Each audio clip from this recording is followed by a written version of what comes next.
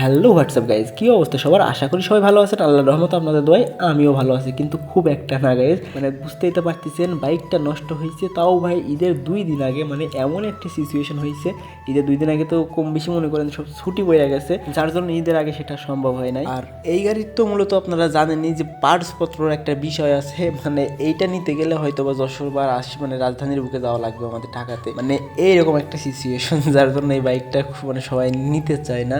পার্সপত্রের দাম অনেক, যার জন্য মনে করেন এই দুইটাই হচ্ছে সমস্যা। আর হ্যাঁ গাইজ, আর একটা সমস্যার কথা তো আপনাদের বলাই হয়নি, ওইটা সব থেকে বড় সমস্যা। মানে এই দুইটা সমস্যা তো বড়, মানে এর থেকেও বড়। তো এই সমস্যা হয়েছে, এটা হচ্ছে যে এর শোরুম মনে করেন ঢাকা যশোর ছাড়া মানে নাই, এর পাসপত্রও মানে পাওয়া যায় না আশেপাশে। তো বাইকটা নিয়েছিলাম ঢাকা থেকে, আর এখন মনে করেন যে নষ্ট হয়ে গেছে। এখন কোনো উপায় হচ্ছে দুইটা, একটা যশোরে যাওয়া আর একটা হচ্ছে ঢাকাতে যাওয়া। তো বাইকটা ঢাকা থেকে নিয়েছিলাম, তো ঢাকাতে গেলে আমি একটু হলেও বেস্ট সার্ভিসটা পাবো। বাইকটা নিয়ে পিক আপে করে যাইতে আসতে মনে করেন আমার জেলা চুয়াডাঙ্গা থেকে মিনিমাম মানে 12,000 সামথিং খরচ হয়ে যাবে উপরে। এইবার ভাবলাম যে 2 দিন পরে আমি ঠিক করে নিয়ে আসলাম ঢাকা থেকে, আসার পর 2 দিন পরে যদি আবার কোনো সমস্যা হয় তখন আমার ঢাকাতে না হলে যশোরে দৌড়ানো লাগবে পিক আপে করে তুইলা। তো এটা ভাবার পর আমার এই মামারে আমি সাহস দিয়ে দিলাম যে তুমি ইঞ্জিন খুইলা ফেলো। তো এইখানে সব মানে মানে মেশিন দিয়ে চেকমেক করা হয়েছে। তো ইঞ্জিনের ভিতরে যে সমস্যাটা মূলত হয়েছে ইঞ্জিনের ভিতরে, তো এই সমস্যাটা সারাইতে গেলে আমার লাগবে মূলত পার্স। আর হ্যাঁ গাইজ, কেটিএম এর পার্স মানে অ্যাভেলেবল পাওয়া যায় না।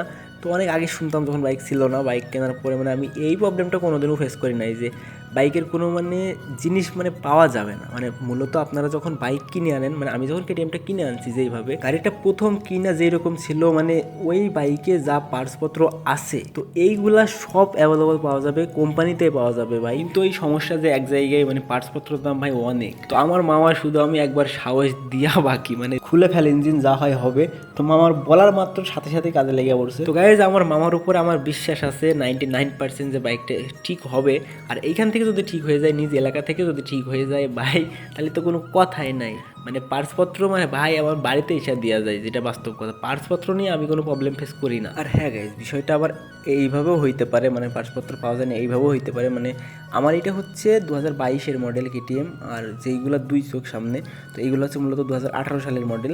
মানে ওই টাইমে শুনতাম যে পাওয়া যায় না এইগুলা, তবে আমি বাইক কেনার পরে মানে এই সমস্যাটাই পড়ি নাই, যার জন্য আর কি বললাম আপনাদের। গাইজ, মামা বলতেছে যে নিলয় দেখে যা, তো আমি এইখানে ডাক দিয়ে সাথে সাথে গেছি। যাওয়ার পর দেখতেছি প্রথমে ভ্যালভ ব্যাকা হয়ে গেছে, তারপরে আপনার পিস্টন সিলিন্ডার ব্লক, মানে সব এক কথায় যেইগুলা গেছে মিনিমাম টার্গেট করছি মানে 35 সামথিং এইরকম।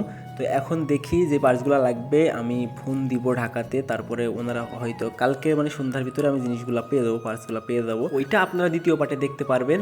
আর একটা কথা গাইজ, মানে গাড়ি যদি ঠিক হয় তাহলে ওইটা থার্ড পার্টে দিব, আর না হলে মনে করেন যে ওইখানেই ব্রেক। যাই হোক, এই যে আমার গাড়ির অবস্থা, মানে ইঞ্জিন নাই, ডাইরেক্ট দাঁড়ায় রয়েছে, কোনো কিছুই নাই গাড়িতে আর।